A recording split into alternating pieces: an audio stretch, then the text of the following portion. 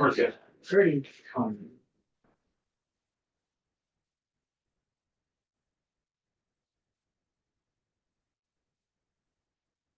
So good morning and welcome everybody.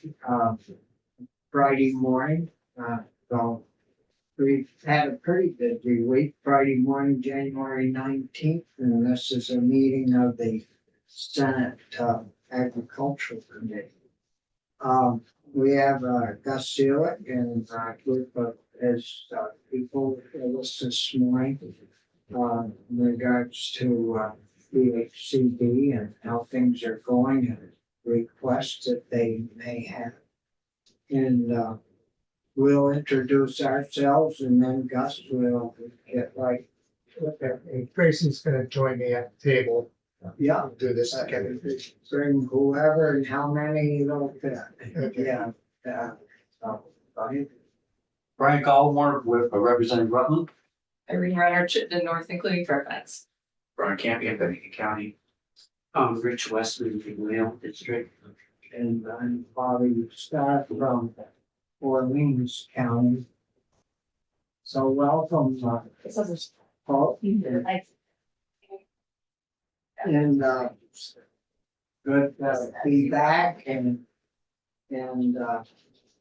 we'll turn it over to you, Gus, and if you want to introduce the people with you, that would be good. That's where we'll start. So first, for the record, Gus Seelig, I'm the director for the Vermont Housing and Conservation Board. And with me today, and no longer interim, is the president of the Vermont Land Trust, Tracy Chow, who is our foremost partner in our farmland work. Also with me from our staff is Stacy Sevilla, who runs the Ag Development Rights Program at VHCB, Liz Gleason, director of the Farm and Forest Viability Program. And new to VHCB, but not to this work, is Gene Hamilton, who is one of the two co-directors to the Land Access and Opportunity Board, which you created in the budget bill a couple of years ago. And part of whose job is to support access for people to farmland who have been otherwise marginalized from those opportunities. And Jean and her colleague Ornella just began over these last 2 weeks, and they have a big job that goes beyond agriculture, but we're delighted that Jean's with us. She's been working in recent years, as I understand it, on the Everyone Eats program, and has also been a member of the VLT board, so she's has some familiarity with the work that we do and that the committee has touched on. In getting going today, I just want to say we celebrated a big anniversary this past year, and I want to thank the chair for getting over to join us for that celebration. And it was actually 37 years ago that before I had this job, that we began doing this work together when you were in the other body and your vice chair, Jean Ann Duffy, and a group of people that included Senator Westman. I think there were probably 18 co-sponsors and all got us going. So great appreciation for the support that you have given us over many years. When we got the call to come in, I was instructed that we wanted to touch on a usual update of the board's work, that you wanted to discuss the Farm and Forest Viability Program, the READY program, farm worker housing, access to farmland, and Senator West and I also discussed, and he began this discussion in committee last year, a concern about the increasing price of farmland. So we're going to touch on all of that. Well, or as much of it as we. Or as much of that as we can. And that means we'll go quickly in some places. And I would also just suggest that one of the things we read will do, because the appropriators have gotten our base funding up, has been the double funding for the Farm and Forest Viability Program. And and that's let us increase support for the Rural Economic Development Initiative, that you may want to have Liz and her staff back in just to talk about that work in particular at a later time, because it's its own subject, and we're happy to come back. Also, an essential part of the purchase of development rights has always been farmland access, which is where I think we'll talk quite a bit about this morning. But with that, we'll give you we'll get into this presentation and we will go back and forth as we talk about the slides that you're going to see.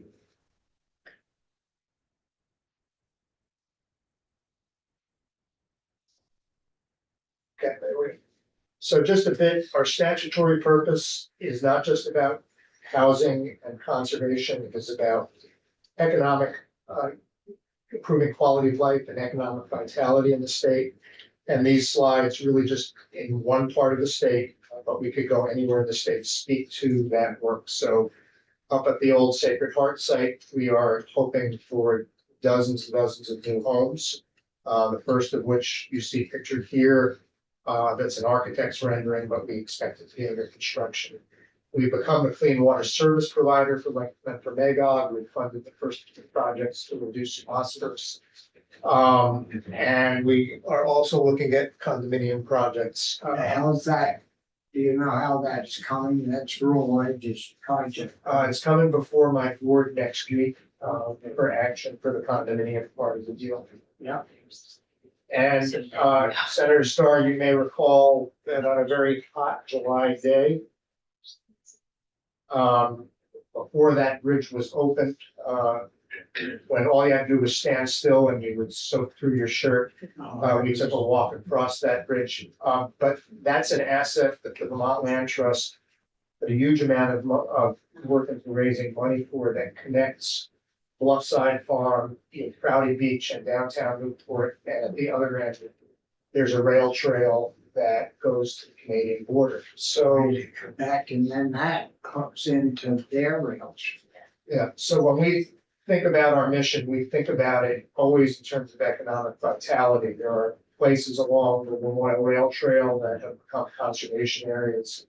And we're looking for those opportunities all over the state. And just hats off to Tracy's staff about the fundraising you did to make that bridge happen. That's really quite a large cost. Yeah. Yeah, It's long and yeah. The way it's built, it's really attractive and does very well. It's so long that, a neighbor donated a couple benches so people can rest. Which was a great addition to the area. Yeah. So briefly, we have a lot of different housing programs. Housing is clearly an issue of the day for in every part of the state. And I'm not going to spend time on housing, but I'm happy to, in this presentation, I'm happy to talk to you about the housing needs of your constituents, and organizations that you're serving. Senator Callamore, I don't know if you made it over with, the group serving battered women, opened a new facility a few weeks ago in Rutland, but there's good things happening all over the state. Not fast enough, but and not enough yet. The housing market has just outpaced, even with the generous work you've given us. We're meeting the needs of all Vermonters as. And that You see number at the bottom, Gus, the 15,000 Yeah, is, what does that represent? that represents what we've done over the years that we've been around. 15,000. 15,000. So it's a We're lot. still short. And we are still short. And the market is, and Senator Kitchell said to me the other day that you had told her about a house up in your district going for $500,000. And we are seeing that all over the state. That, there was a story in the New York Times 2 summers ago about a Connecticut couple that had bought 21 homes in Southern Vermont and they were being all of them. Wow, I hadn't seen that. So we have a lot of pressures in our real estate market that we have never experienced before. Yeah. The thing that I do want to point to on this slide is that one of the things we were able to do with one-time funding was to start a program to repair and in some cases replace housing for farm workers. And go a little deeper. Again, I'm not going to dwell here, but rental housing has been the biggest single need, and we've taken $218 million, and put it into just under 2,000 homes so far. We've raised another almost 400 million to do those deals, and we are serving significant numbers of people who have been unhoused. Farm labor. What? I'll get to the farm labor in a second. This is outside of farm labor. This is just, you've given us a huge amount of resources, and that we've been asked. We've about tripled production from the time we did the housing revenue bond. We're going as fast as we possibly can, but getting housing built is slow and more expensive than it used to be. This will get you to farm labor housing.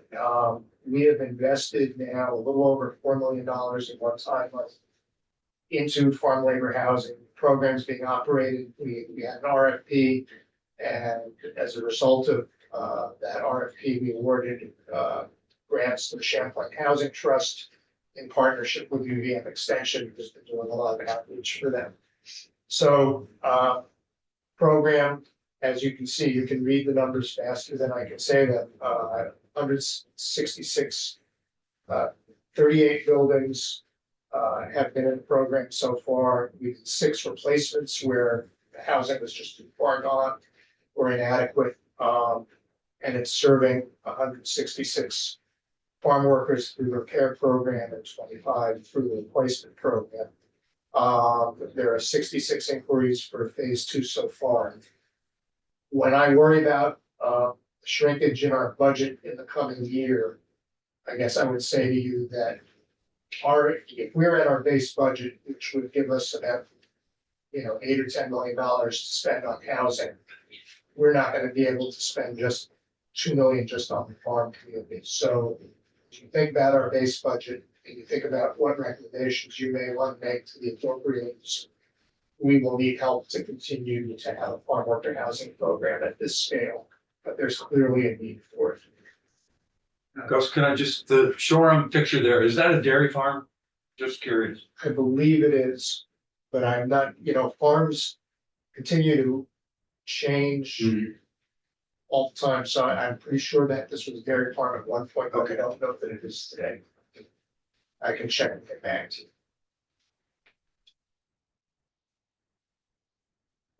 This is a list of our conservation and other programs, and one of these farms is down from Senator Campion's way, and it's one of the oldest organic vegetable farms in the state. Sold these past few years. And Tracy, you want to talk about either of these? Yeah, so Wildstone Farm Primer family, not a large acreage, but a really productive farm. So I think it exemplifies the sort of all the different scales of agriculture from an acreage standpoint, as well as intensity of the land use. Farm has been around a long time, but exciting that we could be there for the right moment for them to conserve. Yeah. Which was 2022, we closed on that. And Wilson Herb Farm Greensboro was an exiting, longstanding, organic vegetable farm, right on the edge of Greensboro Village, and young couple purchased it, transitioned to more herbs, but also vegetables, and also not large acreage, but a really important farm in the community, that the gateway to the community. So not just an iconic place that had been in agriculture, but also a new young family starting business, which was exciting to work on. And Liz, did liability support one or both of these projects? Both of them. You want to say a word about what that work was about? Sure, yeah. Well, Wildstone Farm, I think Tracy covered it really well. We helped them with some long-term planning as they tried to figure out what did retirement look like for them, what did the future of the farm look like for them. So it was a multi-year process looking at different scenarios. They're still owning and operating the farm, but with the easement, it will ensure that there's more future for someone else on there when they're ready. And Wilson Herb Farm, it was a business plan. We typically don't work with folks right in their initial startup because there's really amazing partners in the state who focus on real startups. But after a couple years in business, we started doing really in-depth planning with them around different products. They have some value-added products. And we were able to sort of look into those numbers really closely once they had the financial records. So to speak a moment more about the viability program, these are the big results that the program gets. And the program works through a network of providers that includes UVM Extension, it includes the Center for an Ag Economy in Hardwick, it includes Nova Vermont, the Intervale Center. We work with private consultants, some of whom may have marketing expertise, some of whom may be experts on the numbers, and the results, I think, are just really incredible in terms of people increasing gross income, more important, increasing net income, getting access to resources, including loans and grants, and adding jobs.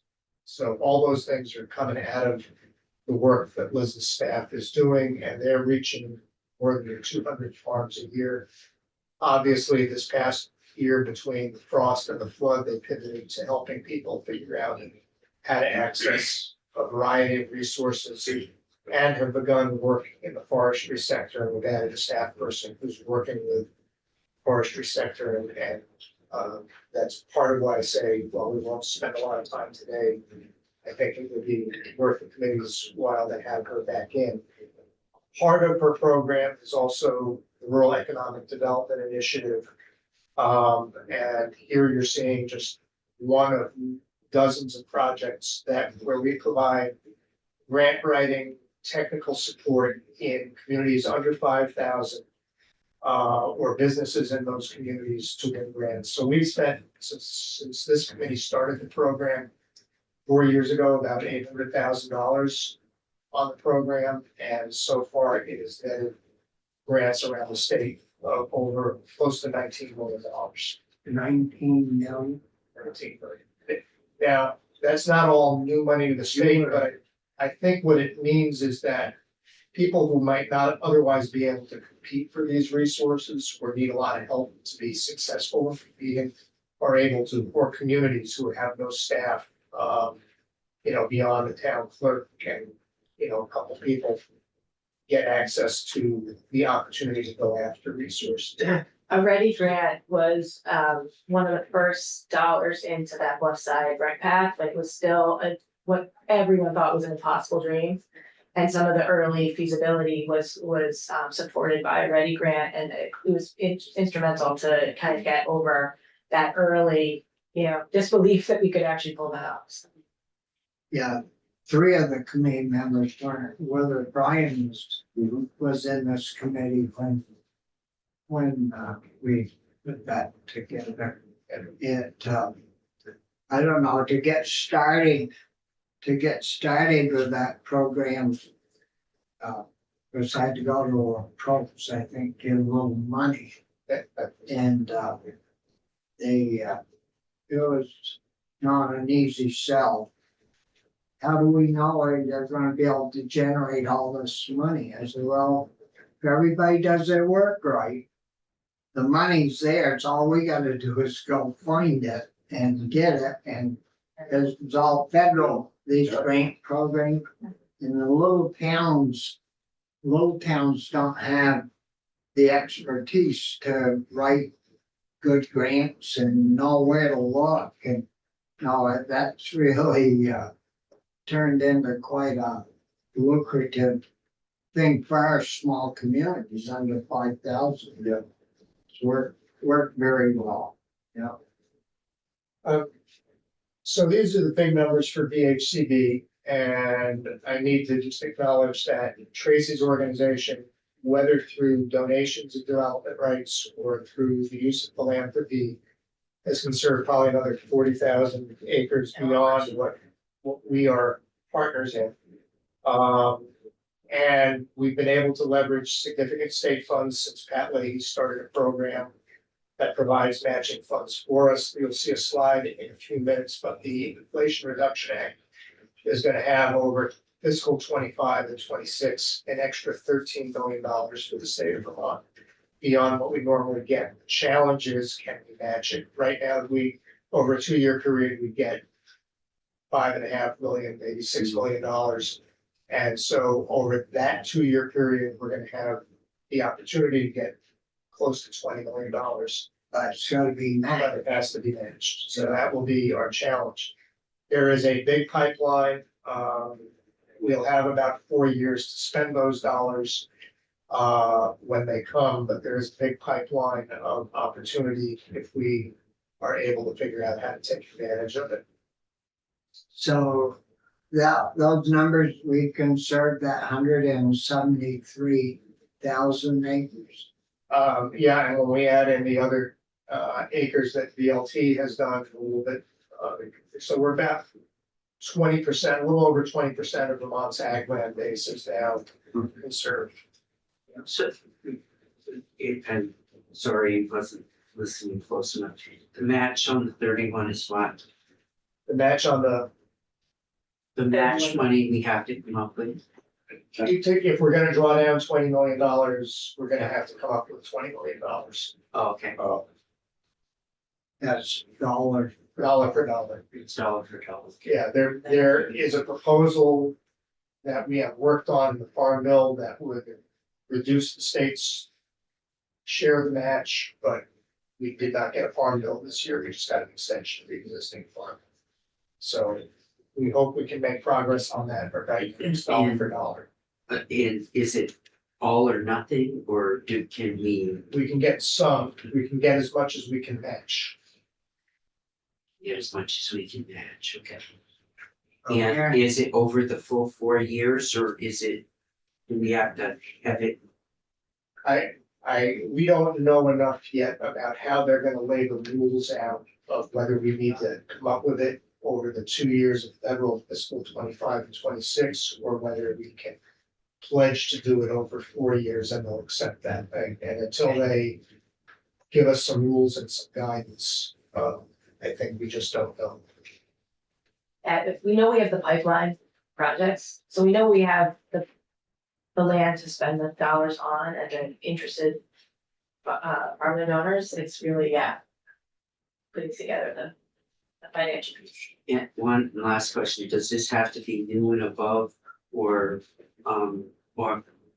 do we know that, or can we take existing money that's in your pipeline and move it to this? So, obviously, I'm told that there was once a sign back in Hebert's day when we chaired the Congress Committee that the legislature could do anything it wants. So you could direct all of our resources to go just for this match, but we have other demands. We have other demands, but yes, we can use, of the $20 million we need to match, if our funding stayed at its current levels, we'd be able to match, given our current programming, about $6 million.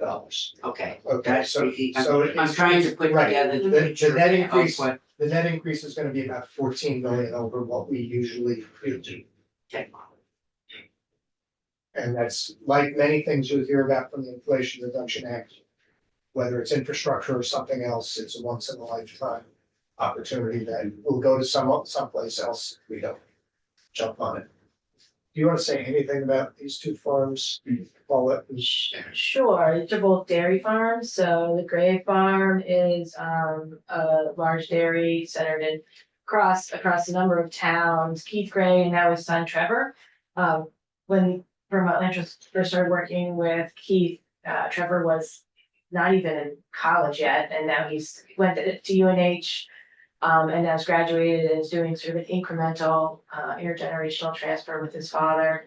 They've conserved 1,200 acres at this point, but opportunities for conservation, water quality enhancement, that's just a big part of what we do now when we work with farms. And so what we've seen with some of the conservation work we've done with the Grays is the ability to install really important buffers on the cropland associated with a large dairy to filter water as it leaves the farm, and working with the conservation district up there to do some analysis of some of those locations. And then Clark LNA is a dairy farm at a really different scale, much smaller scale dairy, and worked with them last year, I think it was, to help them acquire some additional land that was really important to their farm operation. So I think these two exemplify, again, just looking at the very different scales agriculture habitat in our state and how we work with all the different scales and operators. The other thing I'd say about Paula is that there was an intentional effort by the Vermont Land Trust and in partnership with the foundation that's now out of business, John Merck Fund, to conserve land up and down the Medway Valley. And I think this is the last of 3 operating farms that have not yet been conserved. Right. So there's a big block of farmland up and down that beautiful So valley. that's where it is, that Mhm. right along Yeah. Route there, is that thirty or? Yeah, so it's, we all think places we live are among the most beautiful in the world, and folks in the Medway Valley have just as much right as any of the rest of us to make Well, that there is place. some good farmland, There's Yeah, an excellent beautiful. farmland. yeah. Uh, Gary White, of course, he lived down here. Harry is one of the folks who has conserved. I wasn't sure that he ever would, but he did. We But I had think many that's interesting what made discussions with the representatives. sale will all work, well. Well, it also speaks to the change in the nature of the program, because as some of you here at the beginning will remember, this was pretty controversial in the farm community, whether it was even a good idea or not. And I think, it's always good to be questioned, and we still have questions which we'll get into, to challenges to answer. So again, a big part of our work has been farmland succession.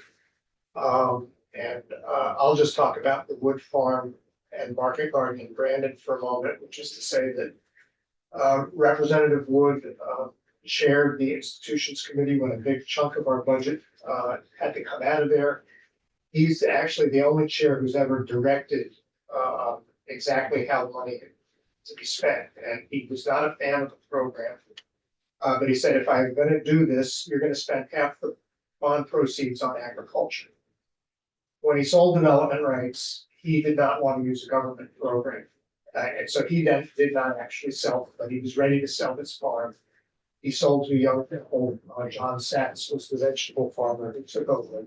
Yeah. And John turned around and sold an easement that was paid for not with government funds, but with philanthropic funds. And that was important to Bob. A few years later, I ran into Bob in the State House and I said, how's it going? And he just said, I wish they'd just ask you for more help. But he was happy with how it was going. 20 years go by, and John Satz sadly passed away as a younger man than any of us would like to lose someone. And his wife needed to sell the farm. So there is a new buyer who's bought the farm. And this time, because they needed some additional land, we bought the development rights on the additional land to make the farm work for the new couple. So that's a piece of succession. Baird's, I think, have been using the viability program to do succession planning, and you might want to talk about the other. Sure, yeah, the Hirsch Farm, that's a conservation project we did a couple years ago, with an estate. So, in Morristown, the Valcourt family, was a critical moment, obviously, as the farm is in an estate, to think about where it could have gone, and was able to work with the Hirsch family, who've been renting land for 20 years, diversified dairy and vegetable in the area. So the opportunity to transition and into ownership there, and to keep farm in production and farmer ownership was really instrumental. 175 acres. So to get to Senator Westman's questions that he's posed to me, and this chart is intended to show you what the values of farms are before conservation, and then what the value is according to the appraisers when conserved. And consistently, about 60% of the value ranges from property to property. About 60% of the value. So sometimes we'll see a deal where the development rights are 2/3 of the value, or maybe 70%. Sometimes they're under 60, but that's where the average is what this chart is telling you. And this has been the case been with the land for 25 years, pretty much the whole time, she's been consistently tracked. Stayed pretty much at Yeah, I've always said 40 to 60. 60 percentile. Yeah, and part of what that means is, and this is gonna go to the challenges that we are faced with, is that while the market value for real estate keeps going up and up and up, the value of good agricultural land is also going up. And if you're a farmer exiting, that's a good thing, and if you're a farmer wanting to get started, that's not such a good thing. And it's driven by a lot of things that are beyond our control. Like you have all heard that Bill Gates is now the largest investor in farmland in the United States, so the ability of any of us to compete with him for farmland, not so good. I don't know that he's bought into here, but ultimately there are markets being created by people to buy farmland. And this second chart is telling us what the appraised value has been of farms at the time of closing per acre. Now, we have not looked at this and sorted it to figure out which, when development rights are assessed, the question of what's going with the farm, is this bare land? Is it the land and infrastructure? Is it the land and infrastructure and houses? But in general, this is showing you what the average price per acre is But do you, at the time of do closing. you must separate that out if somebody wants to sell their land or conserve it. You must separate out the infrastructure from the land, right? For the purposes of the option for added value, there is a separation of the value of the conserved land from the infrastructure of the whole farmstead. Yes. So I think this number, would this number from the appraisals be just the lands, Stacey? This is just Just straight up. straight up, so it does include it does, infrastructure. Right, so it Yeah. does. So that's, some of the data we have is, you know, every farm is a little bit different, which is Yeah. why we do detailed appraisals for every, property, and we don't have any kind of, in some states where things are a little more cookie cutter, they're able to use different kinds of ways to value farms that are not appraisal based, but our farms all look different in terms of what's in and out and how much cropland, how much forest. So in the first 15 years of the program, when we closed on a deal with somebody, what we put in there is the right of first refusal. And as we got out of the recession in the 90s and into the early 2000s, we began at that time to see escalation in the real estate market. And so we had a series of discussions, public meetings in the farm community. I think there were 5 of them altogether, about whether we needed to do something more than just have a right of first refusal. And what we came up with at that time was something called option to purchase at ag value, which we added to the easement and provides somebody selling development rights more money than if there was not an option to purchase at ag value. As we listened to the concerns of the farm community at that time, what farmers said to us is, please do not interfere in sales either to family members or to another farmer. So if you wanted to sell to your neighbor, we have no right to interfere in that sale. We do have a right to interfere if you want to sell to somebody who doesn't think they're living in agriculture. And so But didn't you pay farmers to sign up for that? yes, but what I'm saying is the option is not triggered. We have no right to get into the middle of a sale when it's gonna go to a family member or to another farmer. And we use the IRS definition for who's a qualified farmer. So qualified farmer wants to buy a piece of land, we do not have the right to get in the middle of that. So this next chart is the most incomplete data set that we have. But these are sales of conserved farms in the northern part of the state over the last 4 years. And again, we are not separating out here because we just don't track it. Whether the farm went with infrastructure or bare land, whether it went with houses, whether there was land that got sold that was excluded from the easement. So we would need to do a whole lot more digging to really understand what this is. But what you do see here is an upward trend in the price of conserved land. And that is something that is a challenge that we have to contend with and think about. And we are at the beginning of a process of looking at the option to purchase at ag value and saying to ourselves, it was the tool that the whole farm community agreed upon, some reluctantly 20 years ago.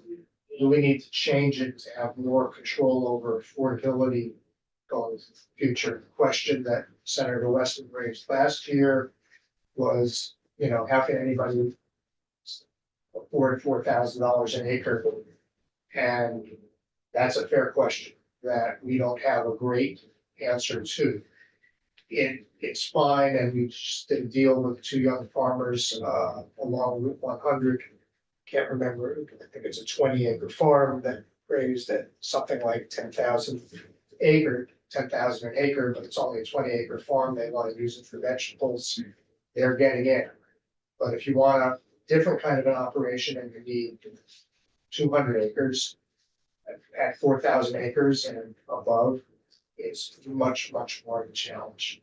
So the Vermont Land Trust has been hard at work, and we have been supporting their work with something called the Farmland Access Program, have raised considerable money toward that effort, and maybe you want to talk a little bit about that. Yeah, I mean, I think when, I think about our farmland access program, we're really the goal to get, more farmers onto land, new and beginning farmers, farmers who have historically struggled to gain access to land.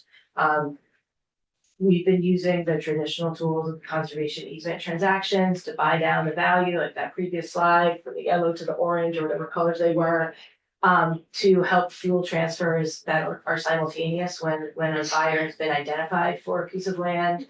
The option to purchase at agricultural value that we added has bought down the value of farms further, so that, and also created a tool to keep farmers in farmers' hands. But as we're noting, as it's not necessarily, holding down the value of farmland, because within the farm community, farmers are competing for land. So we've been adding other tools alongside the traditional tools that do fuel a lot of the farm transfer work that we support. And also working with the viability program and the other ways that are helping farms be more viable so that they can compete in the market for land by having businesses that can generate the income they need to own and manage farmland. But one of the things that Vermont Land Trust has invested in, and we've been doing this since the beginning of our farmland access program, is in being a transitional owner of farmland ourselves. And that can further disrupt some of the market forces by our getting into ownership. We can afford to hold it. We've raised $15 million of debt capital to allow us to buy farms, to hold them.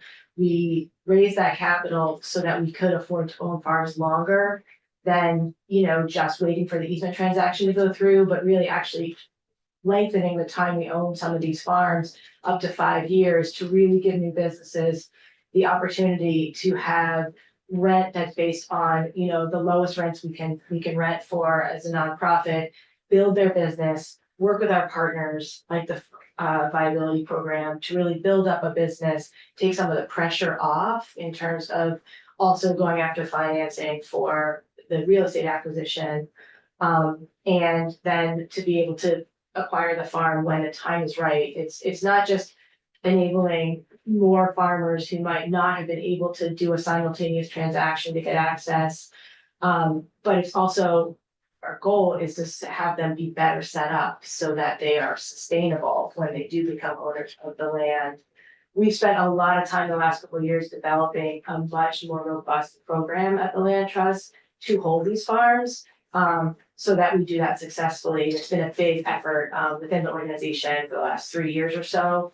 We're now owning 10 farms at a time and looking to scale that. We really need to kind of build that underlayment to be able to scale that up.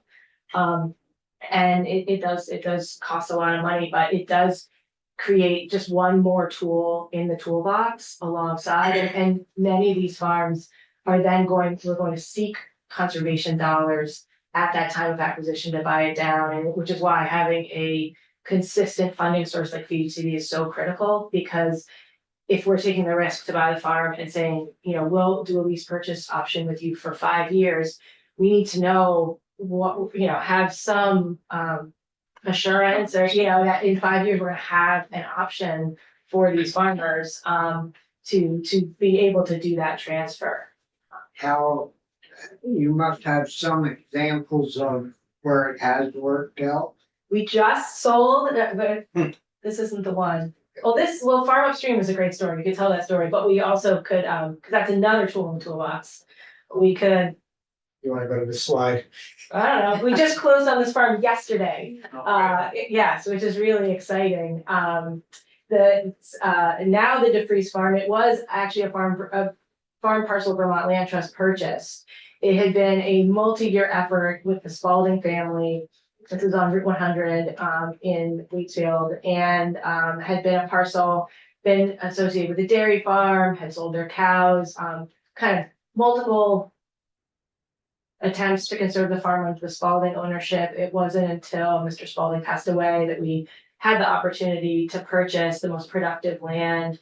This has significant frontage on the Mad River, and was an opportunity to hold the farm, install buffers on the Mad River and a river corridor easement, a new section of the Mad River path, and also enable a really energetic, multi-generational new young farmer, David DeFries, to add this to the family dairy farm, which he has taken over from his father and his uncle. It's a fascinating story. You want to tell that part? Well, I'm gonna say a couple things.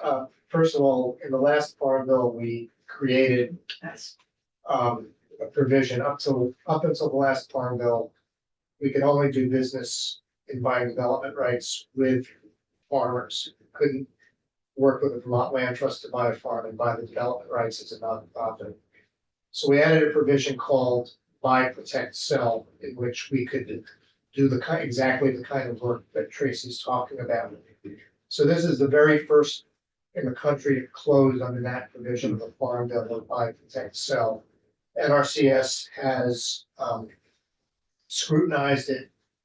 We actually have a delegation of authority from NRCS, but for that provision, they said we're not delegating. You gotta send everything to DC. We have to approve every detail of the deal. So this has taken years. I think Tracy told me over the time that Mr. DeFries has been waiting to have this happen.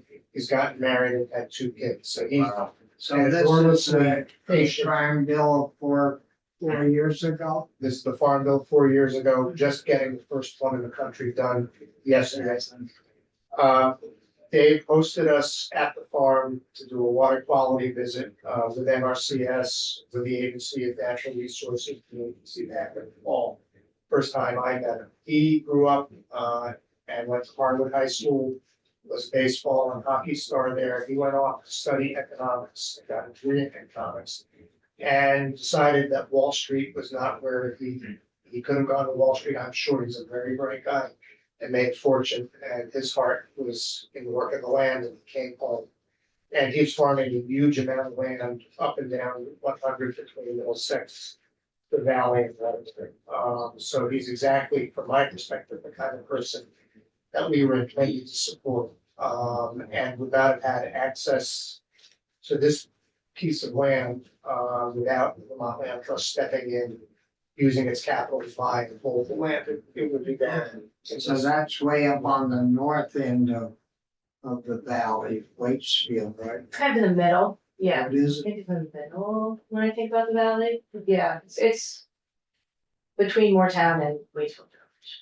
Cause there's quite a few down along 100 through Hancock and Yeah. Rochester. Oh, yeah, no, you're right, it is the north side, I was going the other direction. Right. Yeah, thank you, Mr. Chair. I didn't mean to interrupt. So I'm deeply appreciative of, and for lack of a better way to put it, kind of you folks being able to push the clutch in and finding a lower gear.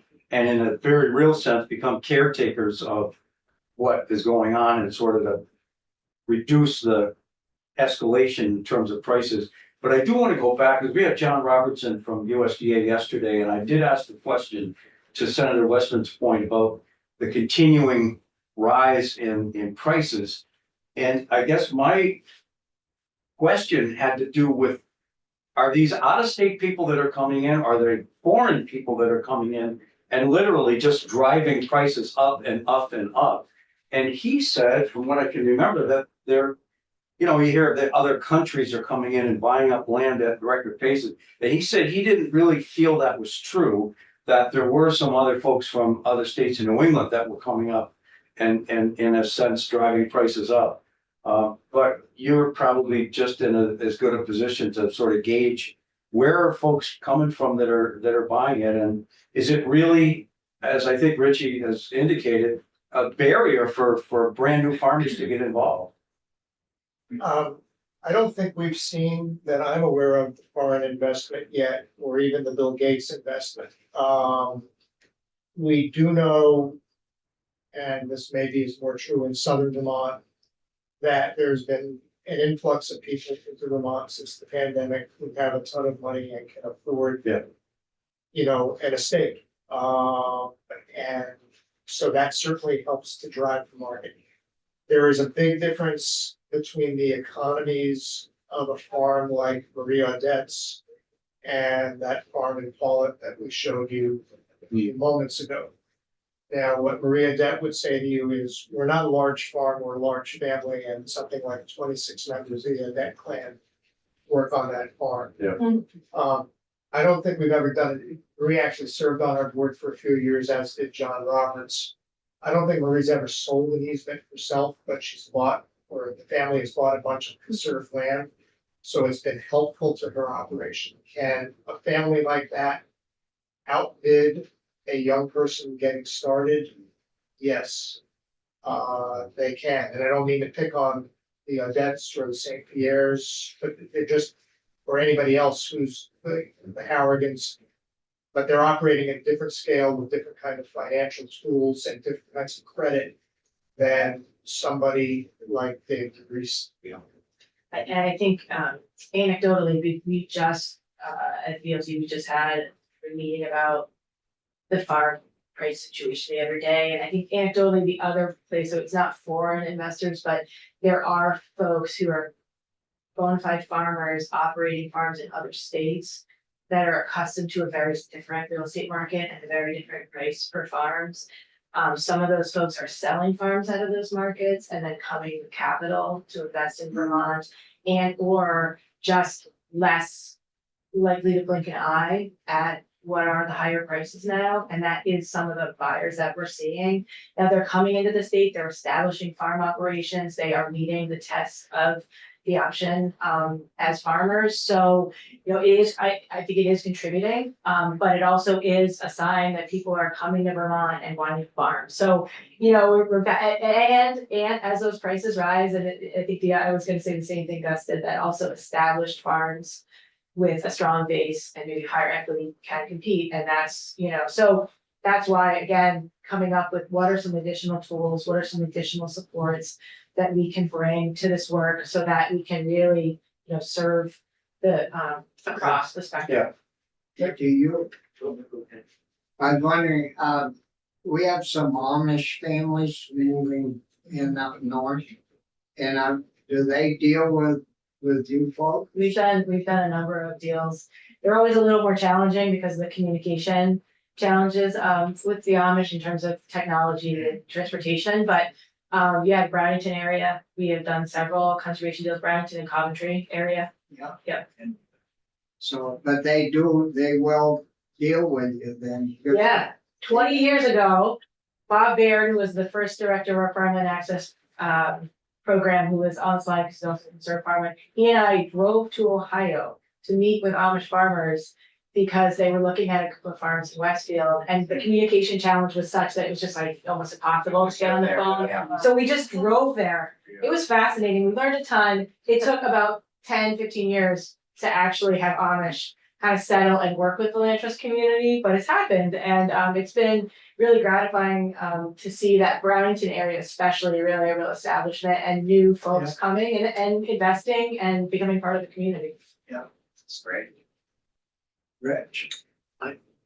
They're probably sick of hearing from me, but my concern is that I'm seeing pieces of land where the development rights have been conserved, selling for as much as land that is not.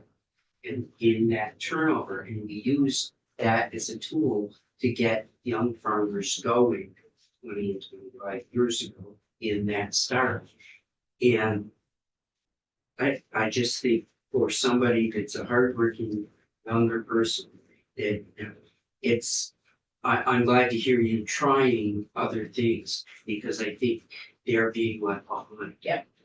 And my fear is, with so much of agriculture here in the hands of older generations, we see the spike in 85-year-olds owning 10% of agriculture. How do we keep young people that are interested in here, give them some hope of the future? I think that's absolutely our challenge, and that's part of why I say we've been in this discussion, both of our organizations, about how do we modernize this option to purchase ag value. So I'm not gonna tell you that this is the solution we're gonna come to for ag land. But I showed you a slide a while ago when we were on the housing slides of the Habitat for Humanity home that was built in southern Vermont, land that the Nature Conservancy didn't need for a conservation project. And they've done that 3 times. When we do home ownership through our program, because we promise permanent affordability, what happens is that we say to the homeowner, okay, we are contributing X amount of dollars. And what you're gonna do when you go to sell is you're gonna realize 25% of the market appreciation. And that's what we will help you sell your house for, so that another person of modest needs can buy the home. How we adapt that kind of approach to the farm community, I don't think we've figured out yet, but I think that that's the sort of thing that we need to figure out is,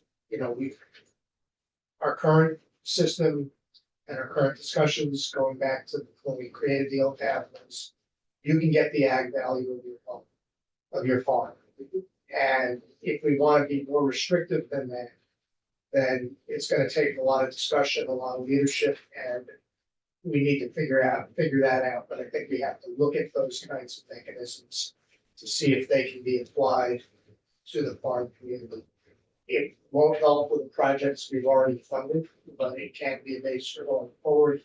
And I will say that, one of the things we've done with those easements from the first 15 years that didn't have an OPAB is we've created a program where retroactively we have gotten a young farmer onto the farm by adding the option to purchase at ag value to help lower the purchase price. So we've done that on a number of occasions. So we are thinking about how can we solve this problem, and it is absolutely your job to push us to figure out how to solve it.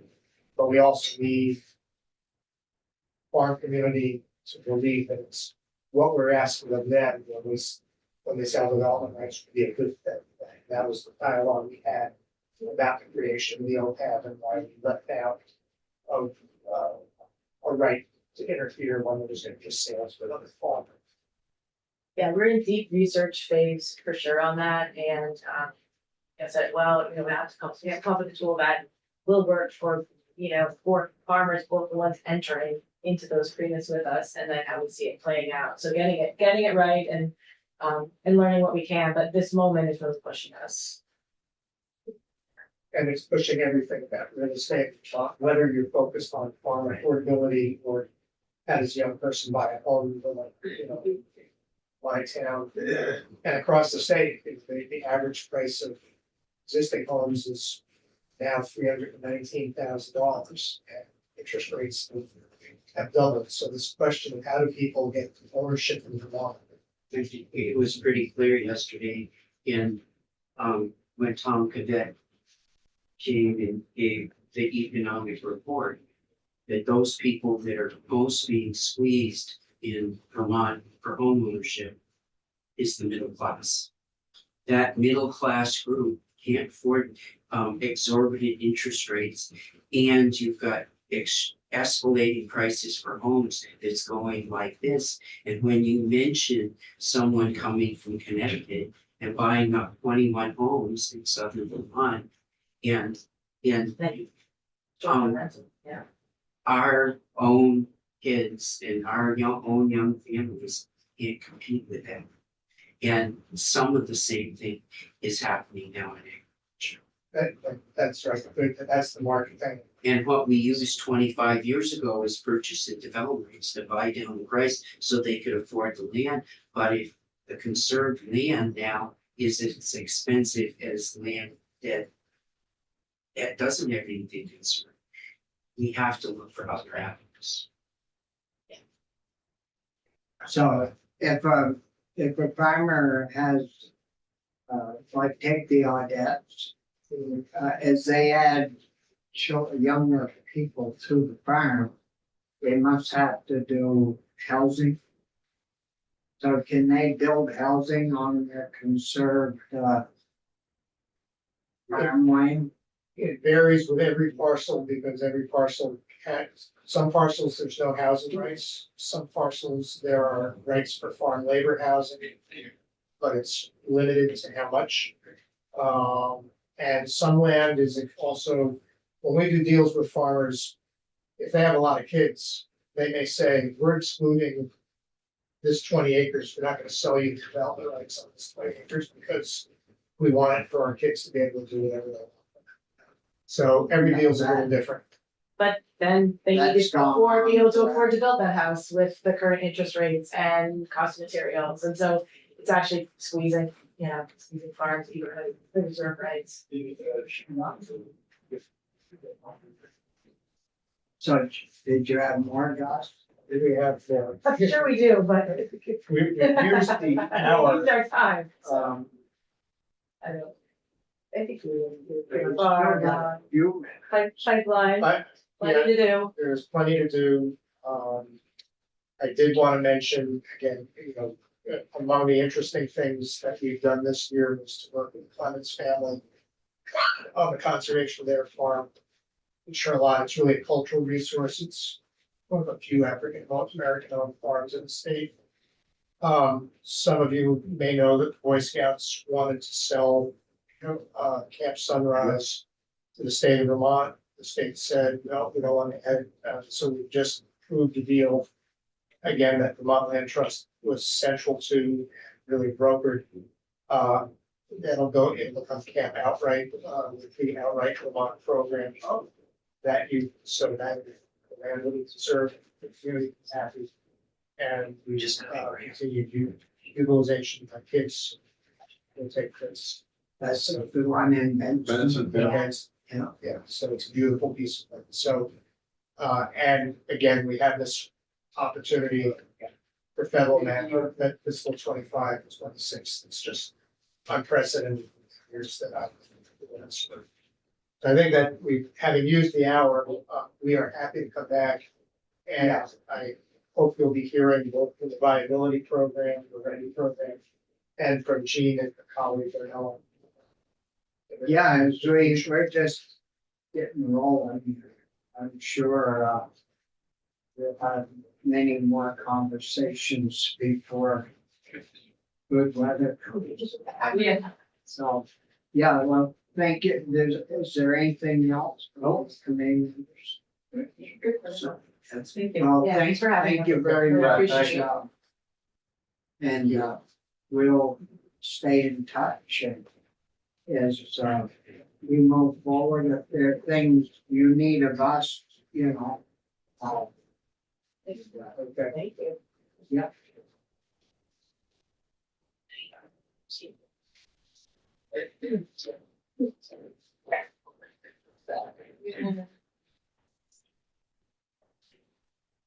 Oops, sorry.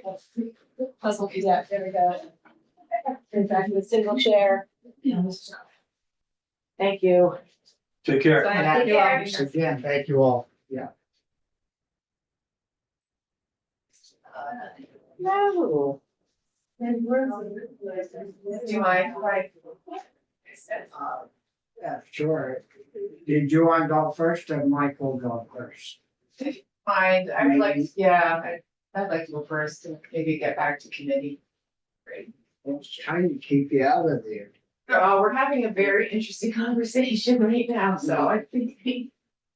Yeah, So, welcome, I think you know all of us, and welcome to the Ag Committee. wow, I'm honored to be here. Thank you so much for having me, Senator Martine Rock-Ulick. And I'm here today to talk about this very short bill that came to me from some very impassioned constituents who live in my district and who have lost some of their beloved pets due to rat poisoning in their condo association. So I decided that I would look into this for them and see what I could do. Their instinct was for an all-out ban on rat poison. After consulting with legislative counsel, that seemed unrealistic. And knowing that we have a, fairly agrarian state, I knew that that would be tough. So this bill does not call for an all-out, certainly doesn't call for an all-out ban of rat poison, but does look at how it's regulated, how it's used, and then my favorite part of the bill is that it calls for some gathering of data and putting together a report around rat poison, which you would see in part 4 of the bill. That is it in a nutshell. So, the neighbors or whoever left this rat poison where it was accessible to them, was it by accident or intentionally left there or? My sense it was by accident. Yeah. That it had been applied in the condo unit, struck, along around, and so it was an accidental poisoning. Because I noticed you had something about the used by a certified applicant. And I thought we had that pretty well under control. But I don't know about this drug hardware store products that you buy off the shelf. Right. Yeah. Senator, I'm not familiar with the product. Is it a liquid product or is it pellets? I'm interested in how the pet got to it. Right, and I don't know all of the details. Okay. I'm afraid, they were not shared with me. But I'm hoping that our expert will be able to speak more to the details of rat poison in general. Okay. But it did, a couple things, just, it got me thinking about as we build, more dense housing communities, this might be something that comes up more and more. And also in this particular condo association, which is really close to the Winooski River, there was some question about, could the poisons be kind of leaching into the river? So. Yeah, and have you had a chance to talk with anyone from the ag agency? And because we thought we had a board, that an agricultural advisory, pesticide advisory board. You haven't talked with them. I have not. Okay, so we'll get on questions from me. Sounds good. Thank you. Well, thank you. Thank you. Yeah. Now you can go back to your interesting stuff. So, yeah, it's an important one for sure. Sorry, the timing was, I almost emailed and say, can I read a little bit? But it's all good. I'm glad I had an opportunity to present. Thank you very much. And I'll just listen to a little bit of what Ledge Council has to say before I leave. Good morning, Michael. So this is Booker Grady from the city council. So to answer a few of your questions first. Currently, these second generation anticoagulant rodenticides are available on the hardware store. You do not need to be a certified applicator. It is not sold as a registered use pesticide right now. It's not even registered. It's registered, every pesticide needs to be registered, but it's not a restricted use pesticide. So it comes in different forms. You can get pellets, you can get what they call soft chews. You can get, it's not really a liquid, but it's like a gel. And so it comes in different forms. One of the concerns with the use of this is there's a couple of different concerns. One is the people that are using it aren't using it appropriately or using it too much of it. And because of that, it's being bioaccumulated, it's being found in wildlife. And it's being found in wildlife in levels that are lethal to the wildlife. And it's even being found in wildlife that do not feed on rodents.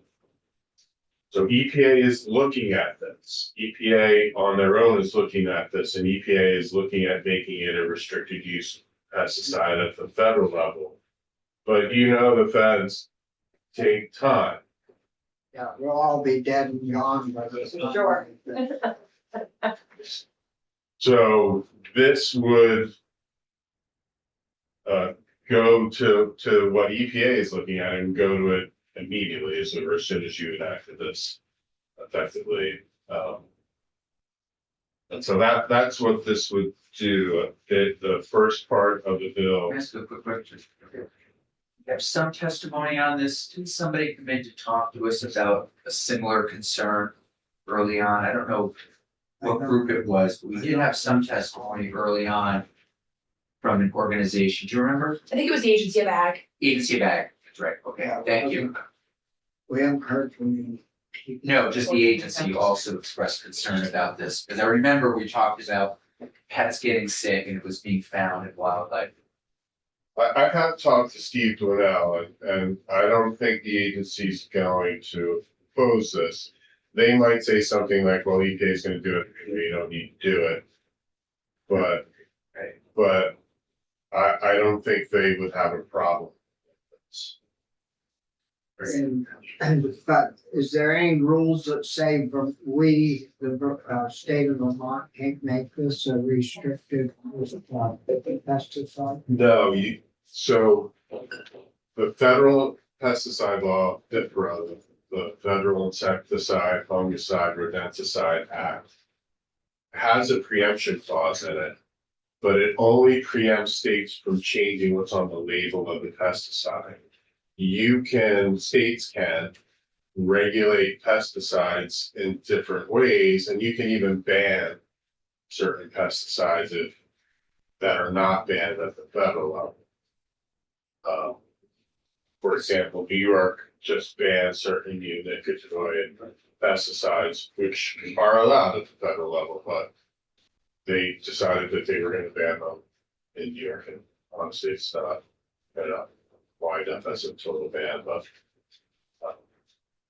so that is within the state's authority, and the preemption clause in FIFRA does not prevent states. But you think in the situation that was described to us, that if it was in a condo unit where there's multiple owners, they would have had to have had an applicator put this product out there. So if you're a certified applicator, you're going to be taught how to use this stuff in a safe way that it doesn't present a risk to pets. And one of the things that you're probably going to be trained to use is you're going to be trained to use this little contraption here. You see it where you put the bait in the contraption and it's only big enough for the target species to reach. Whereas the homeowner or the person doing the groundwork at the condo association. They don't know that they should be using this for this type of pesticide or rodenticide. They're just gonna put it out in a way that could potentially be accessible to pets or other wild. Right, thanks, Tony. I'm just a technical question. What does second generation exactly mean? So it literally is, it's just the second, it's the second version of these anticoagulants. So like Windows 2.0 instead of 1.0? Well, Fewer bugs. so, good question. Reggie. So when I go in the hardware store, I go in someplace to buy some sort of poison to deal with an issue. Would this be on all of the stuff that's in? It's not in all of them, but it is in many of them. You can literally buy this off the shelf. I know I can buy it off the shelf. Quite frankly, when, if you live out in the country anyplace, to keep, and this year was terrible. And this year, the mice can get in and, and they do some damage. So, but I'm more than willing to get the stuff that's the most dangerous and controlled, but people need some sort of an option. So if we ban this, is there option? There are other rodenticides, there are. I would talk to Steve now about prevalence of different options in the market right now, what we're facing. Because as the agency will always tell you, when you ban something or restrict something, something always moves into its place. Well, I just want to make sure that But those products that you just showed us, there's no way a dog or cat, maybe a small cat, but Right. to get their head in there to get at the product. the also this big, you'd have to be. That's pretty large. I got, the ones I bought, I mean, there's just a little small hole, and they go in there and nibble Right. on. Yeah. But what happens to the mouse after they nibble on that? I don't find them in there dead. Right, something eats them. So I've gone back to using, is it black cat traps or something? Goes in and doesn't come out. Well, they go in, and when they go to reach for the peanut butter or whatever you got in there, the spring comes down in a split second and kills them instantly. So it isn't like they're suffering or anything, but you wouldn't, probably wouldn't put them outside. See, it sounds like in the situation of this bill, owners of these condos went outside and put this product down. And of course, you go walking by with little Benny, and they'll find anything that's new or different. And so they get in trouble. So Is it also that maybe some of these other pests are eating them, dying somewhere else, and then animals are eating them, and Yes. that's how they're ending up in wildlife, That's part of it too, yes. right? yeah, so That's the problem. if somehow should get that under control. Well, it's been identified at the federal level as something, they've done studies internationally and domestically to show that it is being bioaccumulated by wildlife and at levels that can kill the wildlife. And so the EPA is moving to do something about it. But again, it's just the time of this. I wonder what type of wildlife that. Well, the one study I talked to you about previously was done in the UK, and they did it on sparrowhawks. Sparrowhawks don't eat rodents, sparrowhawks eat other birds. and they found it in the sparrowhawk, so it's moving up the food chains. The other birds are feeding on the rodents or feeding on the bait itself. And it's going up the food chain. Thank you, Michael. I then called her. Senator Gulick mentioned that there might be potential for this product to make its way into a water source. Has there been any data to suggest that, or was that just sort of a? I mean, there's potential for anything that's exposed to the elements to enter the. Okay. But you're not aware that we've actually found it? I do know that the agency does pass occasionally for pesticides in waters, but I don't know if they've had any. We'll probably have Stephen and. So, Irene, Thank you, Mr. Chair. Has Europe found this years ago and we're behind as usual, or do you know, the status of this type of bait? As it's not banned, Not even overseas, because Europe is usually way ahead of us on these kind of things. But I really don't. I think You're the not last expert on time we Europe. talked about that, you asked me to look into it and I didn't. I It's okay. apologize. It's all right. I will need to do that. How about other states? I don't know. they're just after you.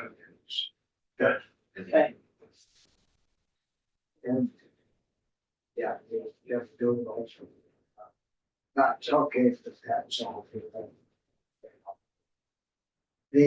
So what this, bill would do is, allow for rulemaking.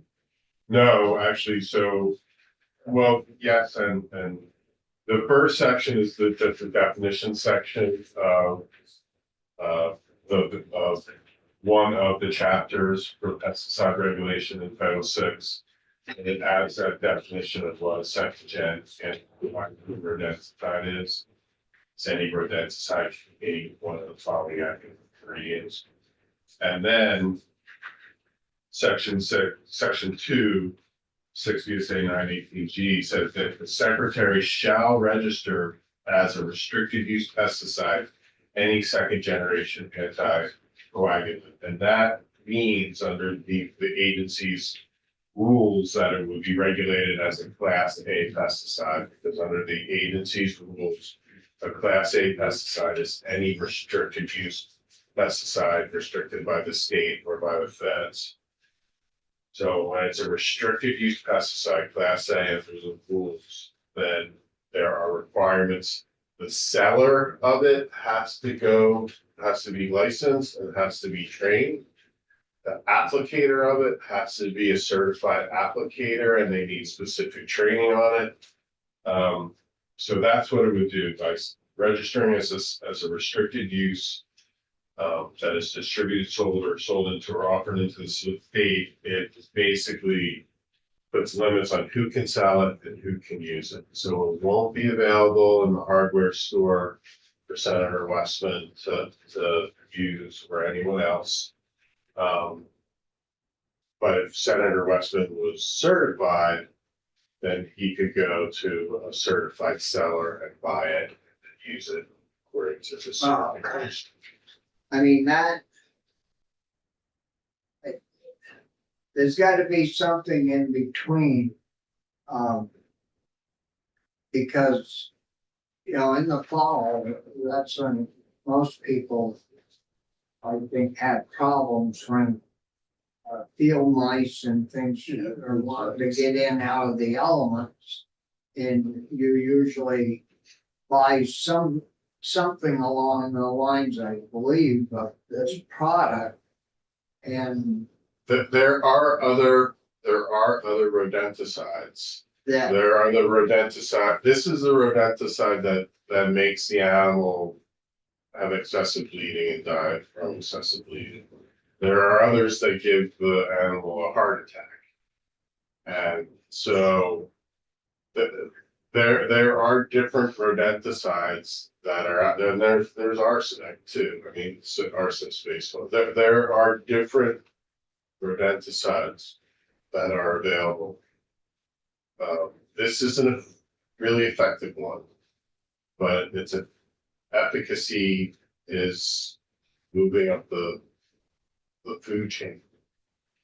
And so that's why, So there are products out there that would still be used and you could purchase. yes, remember, this is the second generation anticoagulant. There is a first generation that would not be banned.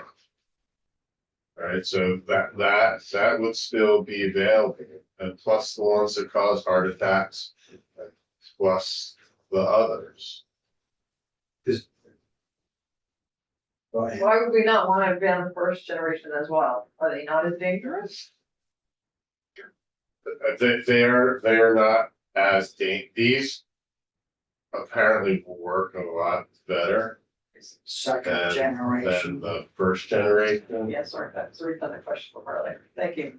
So if I said it was like Bud and Bud Light, or Ah! I like your windows and. I don't know. Okay, all right, thank you. I mean, you know, I was actually watching this comedy special on Netflix last night, and the comedian was like, I used to sell pesticides all the time. I sold pesticide for years. I sold them to Lowe's and Home Depot. People would always come up to me and they're like, I want something that's organic. But that kills the animal. So Who was this? I can't Oh, remember. God, that's I'm great. Dusty, so I wanna not harm the environment, but I wanna kill the animal. And the guy's like, have you tried a shoe? Right. I mean, that's kind of like the, 30-06 maybe. That's funny. that's the tension here. Yeah, You're yeah, like, where do you find the middle ground? yeah. Yeah, well, I can see where they should be, licensed and regulated, but I don't know, it's a little short, simple bill sometimes gets quite complicated. But there is rulemaking as well, as the chair referenced in section 3. You'll see that the agency is directed to adopt rules to ensure that second generation anticoagulant rodenticides are used by certified applicators and shall not result in significant adverse effects to non-target wildlife. So when you look at the agency's rules, they do have conditions on the use of pretty much like any restricted use pesticide, and they can put conditions on it to help reduce the impact on non-target species. And then section 4 is that report that Senator Kulik referenced, that it would direct the agency to report to you regarding the use and regulation of second gen rodenticides, summarize their the readily available peer-reviewed scientific literature about their effects on the environment and health, and then summarize the environmental and health benefits and consequences of regulating them as restricted use pesticides, including whether and to what extent their regulation has impacted wildlife, public health, and So is there, we have a pesticide advisory board or? it's called the Agricultural Innovation Board now. I wonder if they, well, we had them in, So, we had Steve in and the younger guy. But we didn't have this bill at that point in time to see what could be done. But wouldn't you think that, I mean, I've never owned a condo or even lived in one, but I've visited people there. I don't, on the outside, does the condo owner have anything to do with that outside property as far as mowing, trimming the hedges, foot? Usually like a hired person. So any commercial, is that a commercial home or what category do they? counts as fall? commercial if you want to put solar on the roof, because you can't do it as a homeowner. So yeah, it's more commercial and residential on the outside. So you would hire, you know, Camelon or Truthing or whatever they call Yeah, themselves now. an and they come in, applicator. right, But it depends on the condominiums bylaws, and it depends on who they hire, right? And what they hire them to do. Does each apartment owner, no, that's downgrade. Does each condo owner hire their own outside? No, Not generally. but there's nothing that prohibits the condo owner from putting something out if they think that there's a problem. Even outside of their Right. part that they own. well, it may Well, not be, there's not supposed to be, Right. that's it. right? Finally, it's happened all the time. So we could make that illegal. Well, it probably is more regulated by their bylaws, and if you then make this a restricted use pesticide that requires certification, anybody that did that would be acting against in violation. But if it's a restricted product, is it still sitting on the hardware shelf? No, Or it's, it would only be at those hardware stores that are certified to sell it. And that hardware store would only be able to sell it to someone that was certified. so we could go that route.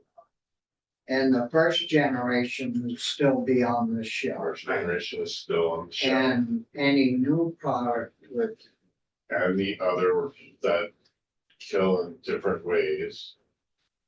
yeah. Okay.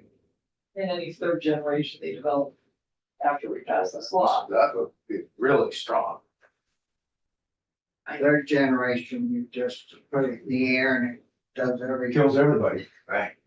Well, it's interesting because econ used to be, Oh, yeah. the mouse or whatever would eat it, and then it swelled up and they did away with that all for the poisons. Yeah. All I care is that there's some opportunity for somebody that's got mice coming in the fall to be able to on their own do something. I don't want everybody to always have to hire. Oh, right, hire like an exterminator. Yeah, exterminate. Oh, You know, I had this fall a brand new dishwasher. The mouse got in and Wyatt thought that the drain pipe out of the dishwasher was tasty. I have no idea, but it ate a hole in the drain pipe. You didn't rinse your dishes well enough, so the dishwasher. It's a brand new dishwasher, stainless steel, everything. It ate a hole right through it. And the people call up, the tenant calls up and says, it's leaking through into the basement. And I'm like, what? And I had to tear the dishwasher all over. I had to go to St. Albans to get a brand new drain. Because the mouse decided it was gonna eat the plastic through, it was like, what? You Don't you guys have a cat? We have cats and everything. Yeah. But the mouse came out and you know, it's underneath and I actually used this. And I wouldn't have used this, but I had the little box thing and we do have cats and I was worried That they, that yeah. they get into it and that. But I'm happy to use something that's a little safer. Sure. So anyways, there are other questions of Michael? Thank you, Michael. Yeah, well, you'll have to get Steve back over here. And see what, Somebody from the innovation board, please. yeah. Yeah. I want something green that Little place kills. to be in. I gotta remember that one, Michael. That was good. We're getting, right? It is. So maybe, if we have some open spots, you know, half hour or something next week. Well, David, Junior was going to come in on 272, next week. Steve? David Finger, Oh, yes, he's from the agency. yeah, he was going to come in on, Tuesday, but we're switching it. He'll be here Wednesday. Do you folks ever represent anybody that would have an interest in this? I put out a note to the membership to see if anyone's using them and how they're using them. I think these might be used in a dairy barn during that springtime. But I have yet to confirm. Yeah. Yeah, I don't know, usually, well, back in the day, of course, dairy farms always had cats or that would take care of it. I don't know about now. We have two cats. Well, turn them loose. Don't keep them on a leash. Well, you don't put them under the sink. Sometimes I thought like we have two cats, also just the smell would keep them, but we sometimes look at a mouse, but those cats really do their job. My cats are vicious. Yeah, They take the mouse in the bathtub I know. at night and, you know, and play with it. But, And out the side, it's like, and I'm like, oh, come on, kid. It's interesting that there would be the condo owners that would be take stuff and go outside. That's pretty bold. That is bold. well, I can't put, That's pretty bold. Well, you're pretty frustrated if you've got. Yeah. I guess rats, yeah, I forget about rats. There was a rodent in the governor's, office. Last year, there was one, down Which here. one? oh, yeah. Which Yeah, rodent? there was a mouse down here, at the end of the session. Here and back and forth. I took a picture of it. Yeah, 7 days, Digger did something about it. There was a little mouse that was running around in this. Yeah, at the end of the session. I remember that. Yeah. Oh, Yeah, someone you took had it out food in here, huh? and then dropped it as they were taking it out. That's right, somebody dropped it, that's right, You had that's to- right. And then Linda it was ran- all, Linda was on the front lines for that, right? Yeah. Yeah. Any other questions on this? No, thank So you. when, Thank you. we'll have the agents. Yeah. And, I'm sure there's probably somebody from the industry that talk to us in regards to this. They probably have a lobbyist here. Yeah, they must. And they'll be calling all of us shortly. Don't worry. So, anything else, anybody? No, thank you. Well,